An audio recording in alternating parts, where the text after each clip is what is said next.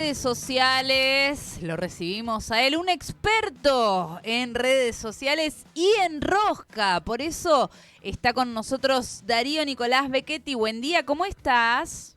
Muy buenos días, Cintia Anabel, muy buenos días, Laureano Damián, muy buenos días, José Domingo y todo el equipo de Radio UNAG.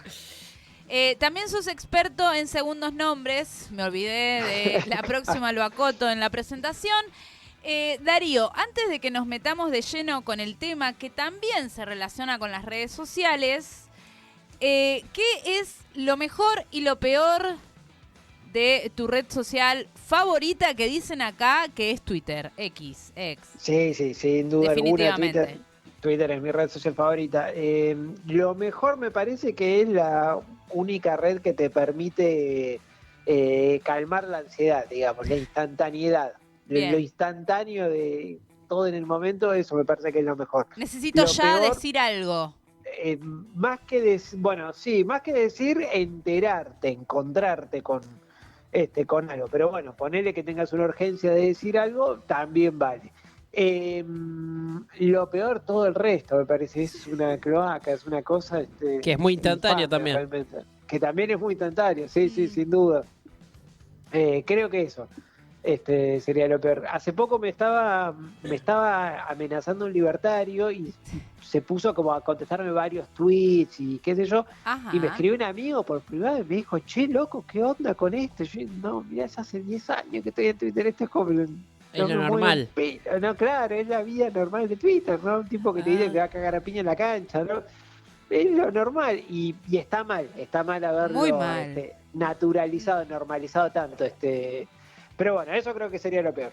No sabía que era el día a día de las redes sociales hoy, así que bien, lo celebro. ¿Viste? Ah, lo voy a celebrar tuiteando. Claro, ahora voy a tuitear algo. Efectivamente. Darío, ¿con qué nos metemos hoy? Bueno, hay un aspecto que me parece que es una novedad y al mismo tiempo no es una novedad, pero me parece que condensa varios temas al mismo tiempo interesantes que tiene que ver con la campaña que hay contra Julia Mengolini. Bien, sí. Me estaba armando como una cronología de los hechos Hmm. y me di cuenta de que era difícil hacer una síntesis cronológica de los hechos, pero me anoté algunos aspectos que me parecen interesantes como para pensar lo que sucedió. Ujú. Por ahí si alguien no está tan en tema, en síntesis, durante la última semana se la viene hostigando a Julia Mengolini desde el aparato digital del gobierno estatal oficial y paraestatal también, con acusaciones y contenidos falsos, pero que no son una casualidad. Y ahí voy a ir con la cronología. Un primer aspecto que me parece interesante marcar, vinculado a esto, es hace unas semanas el presidente le inició acciones legales a dos periodistas, a Ariel Jalad y a Carlos Pañi. En primera instancia, Ariel Jalad fue absuelto, pero el presidente apeló, por lo que va a haber ahí un par de capítulos más para adelante al respecto. Ariel Jalad y Carlos Pañi, de distintas maneras, en distintos momentos, lo trataron de fascista. Insinuaron que había, especialmente Ariel Jalad en una editorial, señala que había muchos puntos en común entre la narrativa libertaria y la narrativa fascista. Acá parece que se cruza un límite que el presidente considera que es intolerable. En paralelo a esto, en paralelo a estas acciones legales, también se consolida una campaña, un nuevo lema, una nueva idea, una nueva herramienta que se suma al discurso del gobierno, que es la idea de que no odiamos lo suficiente a los periodistas. Hmm. Acá quiero hacer como un pequeño anexo que es, hace un tiempo el periodista Pablo Ibáñez había descrito la estrategia discursiva del gobierno como una piña de 360 grados. Al pegar para tantos lados y tantos lados y tantos lados y tantos lados, eventualmente era probable que le pegaran a alguien a quien vos tenés ganas de que le peguen. sí, Y acá me coincidas. parece que cosecha muy bien el gobierno, porque eventualmente cuando no sé, digamos, todo lo que sucedió con Clarín, por decir algo, terminó en humo y en la nada absoluta. El gobierno se comió los mocos, perdió como previsiblemente iba a perder y punto. Y no hubo más problema con Clarín. Dejó de mentir. Pero en ese momento en que el gobierno dice, che, Clarín miente, qué mal que está.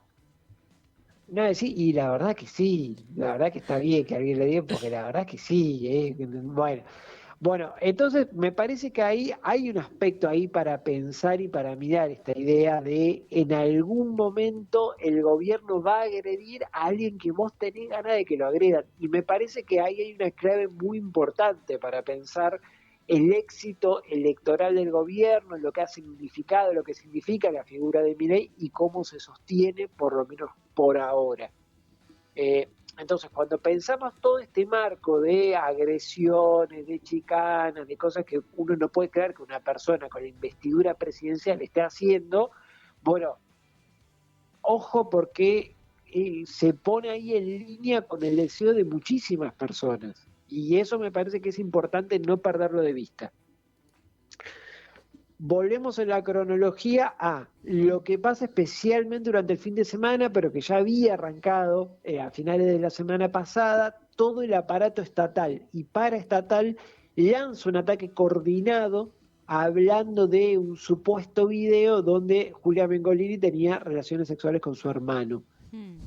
Dejan correr un par de días, hay una gimnasia que ya tiene muy bien trabajada todo el aparato paraestatal del gobierno, porque recordemos, son en su mayoría los capitanes, los referentes, son tuiteros que hace muchísimo tiempo que están en las redes sociales y que hablan muy bien el lenguaje, se manejan muy bien el lenguaje de las redes sociales, y esto lo pudimos ver también en el cierre de la campaña porteña, con aquel video de Macri llamando a votar por Adorni, porque inmediatamente aparecían todas estas menciones de yo tengo el video, seguime que te lo paso por mensaje privado, y lo que parecía ser como una captura del inicio, pero que en realidad no era un video. Bueno, después una supuesta carta documento que le había mandado Julia Mengolini, uno de los tuiteros que lo difundía, el abogado que le decía que lo que tenía que hacer era seguir difundiéndolo. Bueno, toda una cosa muy insólita, digamos, era como una mamushka de una mentira, dentro de otra mentira, dentro de otra mentira,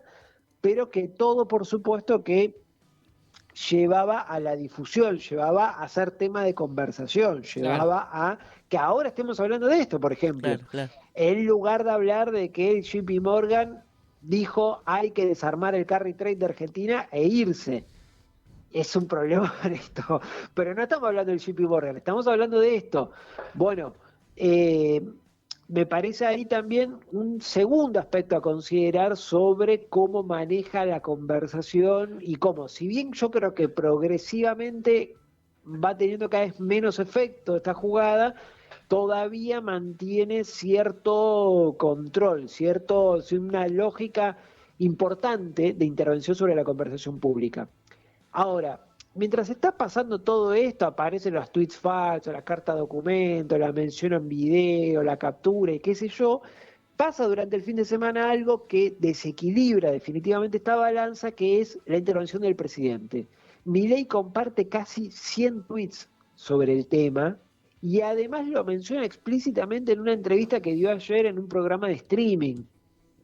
Hay un arco argumental que a mí me parece muy importante mencionar que sucede durante este fin de semana, que es el de Santiago Oria, porque Santiago Oria va a decir un poquito más desarrollado, pero el eje argumental de los libertarios, y es el mismo eje que va a repetir el presidente del día de ayer, que es: Julia Mengolini dijo que el presidente tiene una relación incestuosa con su hermana, ahora lo que tiene que hacer es bancarse el vuelto. Y es la idea de la narrativa central, la respuesta oficial que da el gobierno cuando se encuentra con una gran ola de solidaridad para con Julia Mengolini y un par incluso de instituciones que empiezan también a llamar lo mismo, solidarizarse con ella y a plantear que estaba mal lo que le estaban haciendo. En la respuesta de Santiago Oria hay un planteo particular que él dice: Mengolini describe esto que está sufriendo como una aberración, el hecho de que le digan que mantiene una relación con su hermano. Esto demuestra que ella actuó con real malicia cuando dijo lo que dijo. Y se comparte un recorte que creo que es de 2023, incluso cuando ella estaba de panelista en Duro de Omar, donde Julián Mengolini dice: Milei es un tipo que vive con 8 perros y que está enamorado de su hermana. Es realmente curioso que se agarren ahora de algo que pasó en 2023, y por otra parte me parece realmente muy curioso que solamente le conteste a Julia Mengolini de todas las personas, de todos los periodistas, de todas las instituciones, de todos los tuiteros que vienen señalando desde hace muchísimo tiempo que es peculiar la relación que tiene Javier Milei con la... Es peculiar, por decirlo con elegancia, solamente le contestan a ella. Ahora, antes de volver sobre esto. Y 2 esto, años después, además. y además 2 años después, claro, además 2 años después. ¿Por qué? Señalo lo de Santiago Oria, porque Santiago Oria habla de real malicia. Real malicia es la doctrina que separa qué es formalmente una calumnia o una injuria de algo que no lo es. Cuando se logra probar que hubo real malicia, entonces sí podemos hablar de una calumnia o de una injuria según la tipificación que querramos darle. En el marco, ¿por qué decía al principio de esta cronología la batalla legal? Porque para poder avanzar, para poder triunfar en una batalla legal como la que se está librando con Carlos Pañi y con Arely Jalad, un primer paso es probar esto, probar que los periodistas actuaron con real malicia. A partir de ahí se puede avanzar legalmente. El fallo en primera instancia del caso de Arely Jalad considera que no es así, el presidente apela. Con esto quiere decir que la batalla va a continuar, pero lo que estamos viendo muy probablemente acá es cómo el gobierno se prepara también para dar una discusión que había elegido darla en términos legales, darla de cara a la gente, muy probablemente acumulando agua para su molino, con un montón de gente diciendo: sí, el presidente cómo no va a tener derecho a defenderse, el que ya odiaba a Julia Mengolini y hizo sí, que ahora que se joda. Digo, ¿por qué eligen a Julia Mengolini? Bueno, hay una buena pregunta para hacerse ahí, ¿no? Entre toda la gente que viene aprendiendo hace mucho tiempo, que es una relación realmente muy singular la que mantienen Javier y Karina Milei. Bien.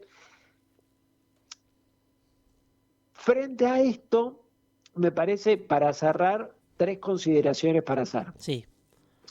La primera, no vale el argumento de que estamos hablando de 2 acciones comunicacionales equivalentes. No es lo mismo hablar desde el Estado que fuera de él. No es lo mismo que el presidente diga una cosa que lo diga un periodista o una persona de a pie, por decirlo de alguna manera. Hay una trampa ahí, porque en principio puede sonar razonable esta idea de tiene derecho a defenderse, se tiene que bancar el vuelto, ella hizo lo mismo. No es lo mismo, y esto es muy importante que no lo perdamos de vista, no es lo mismo el aparato del Estado llevando adelante una acción coordinada que la opinión de una persona en un programa de televisión.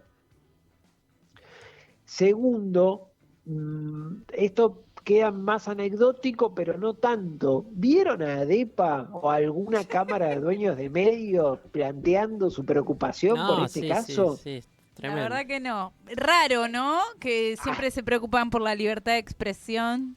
Yo quiero esperar que en algún momento va a suceder. Va a haber Desde algún que tipo asumió de... Javier Milei medio que están de vacaciones. Es una cosa Así que te realmente muy curiosa. Y por otra parte, ¿saben qué gobierno eliminó las calumnias y las injurias del Código Penal? ¿Qué Me gobierno? está jodiendo. El gobierno de Cristina Fernández de Kirchner, hablando también de ADEPA y de las preocupaciones por la libertad de expresión. Cristina, en su primer gobierno, eliminó las calumnias y las injurias del Código Penal, entre otras cosas, favoreciendo la libertad de expresión. Al vos no contar con esa herramienta, es mucho más difícil perseguir a un periodista por lo que dice. Y esto lo contaban los periodistas, por ejemplo, de la revista Noticias, que habían conocido las comisarías, todas las comisarías del barrio cercanas a la redacción de Noticias, de la cantidad de veces que el presidente Carlos Menem les iniciaba alguna acción por calumnias e injurias. Un juez de primera instancia lo daba por bueno y tenían que ir a la comisaría a marcar los deditos y qué sé yo. Bueno, todo eso dejó de existir gracias a Cristina. hablando justo con Revista Noticias que le han hecho de todo. exactamente. Por eso también me parece que es interesante también para pensar. Para cerrar esto último, el video que no está claro si existe o no existe este video, fue hecho con inteligencia artificial. Todo lo vinculado al contenido, porque ya por lo menos tenés una captura de un supuesto video que está hecha con inteligencia artificial. Hay quienes dicen que está el video hecho con inteligencia artificial, por supuesto. Para cerrar, quiero señalar que la ley de inteligencia artificial de la Unión Europea, porque sí, la Unión Europea ya tiene una ley sobre el uso de inteligencia artificial, no está pensando, digamos, está pensada para proteger los derechos de las personas y prohíbe expresamente 8 usos. Uno de esos usos es la manipulación y engaños perjudiciales basados en inteligencia artificial. Ojalá que muy pronto podamos tener esta discusión acá, presumiblemente con otro gobierno, me imagino yo que con otro gobierno, pero ojalá que muy pronto la podamos tener acá porque creo que es muy, pero muy importante que podamos empezar a regular esta situación, a empezar a regular el uso de la inteligencia artificial para este tipo de situaciones, como la que vivimos en la campaña porteña, como le pasa ahora a Julia Mengolini, e imagínense las que vienen ahora, que se viene la campaña bonaerense, y la madre de todas las batallas, como se suele decir. Sí, sí, imagino que van a circular. Bueno, lo hablamos en el caso de la elección de la Ciudad de Buenos Aires, pero van a circular este tipo de videos. Y yo espero que no, pero si tuviera que apostar diría que sí, que lo vamos a ver a Kicillof matando gatitos de martillazo, bueno, no sé, cualquier cosa Tirando posible. ideas, sí. Sí, sí, sí.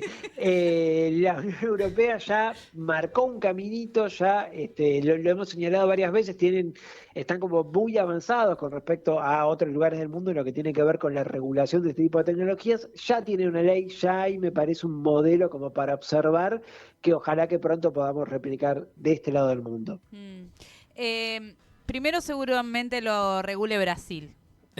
Seguramente, si tuviera que apostar, sí, Brasil es el que viene adelante, eso sin dudas. Gracias, Darío. La verdad que muy interesante traer este debate que parece superfluo, pero se va volviendo como preocupante sobre todo, ¿no? Esto de la herramienta, que la inteligencia artificial se convierta en una herramienta también para este tipo de cosas y es como, uy, qué mundo que se nos viene.